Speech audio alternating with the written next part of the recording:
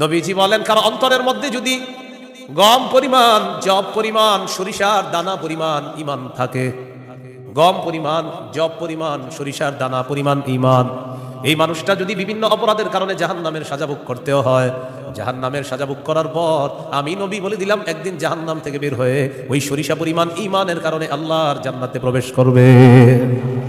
খাঁটি ইমান, বিশুদ্ধ ইমান, এটার মধ্যে কোনো ঝামেলা করা যাবে না। আল্লাহ কথাগুলো বোঝার তৌফিক দান করেন।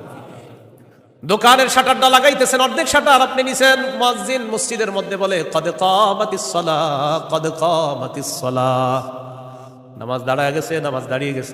এই টাইমে কাস্টমার এসে কয় 10,000 টাকার সদায় লাগবে, টেনশনে পড়ে গেলেন, নামাজ 10,000, নামাজ 10,000, নামাজ 10,000, পুরাই টেনশনে আছে। আল্লাহ তাআলা বলেন সম্পদ যেন তোমাদেরকে আল্লাহর থেকে দূরে সরায় না দেয়।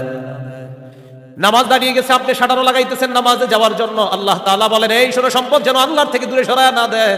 কাস্টমার কয় 10,000, মুয়াজ্জিন কয় কদ কামাতিস সালাহ, টেনশনে পড়ে গেছে, কি করব? সূরা তাহার 132 নম্বর আয়াতে আল্লাহ বলেন লা নাসআলুকা রিজকা নাহনু নারযুকুকা, নবী আপনার কাছে আমি রিজিক চাই না, আমি আপনারে রিজিক দেই। পরিবারকে নামাজের কথা বলেন, নিজে নামাজ পড়েন। নামাজের পর আল্লাহ তাআলা রিজিকের কথা কেন বললেন? কারণ রিজিকের টেনশনে মানুষ নামাজ থেকে দূরে থাকে। আল্লাহ বলেন বান্দা তুমি নামাজে যাও, আমি তোমার থেকে রিজিক চাই না, আমি আল্লাহ তোমাকে রিজিক দিয়ে দেই।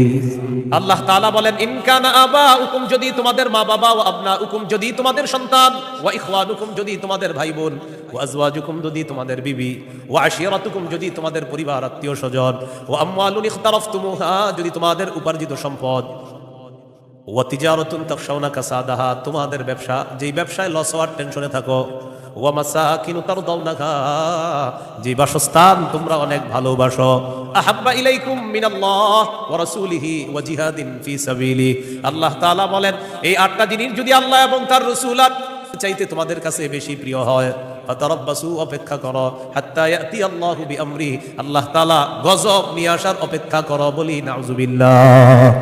কি শিখলাম? এই 8 জিনিসের মধ্যে আমাদের মহব্বত আছে বেশি। আল্লাহ বলেন এইগুলা যদি আল্লাহর চেয়ে বেশি মহব্বতের হয়, নবীর চেয়ে বেশি মহব্বতের হয়, তাহলে গজবের অপেক্ষা থাকো। তাহলে কি শিখলাম? এই 8 জিনিসের চাইতে আল্লাহকে বেশি ভালোবাসা, রাসূলকে বেশি ভালোবাসতে হবে। আল্লাহ তৌফিক দান করেন।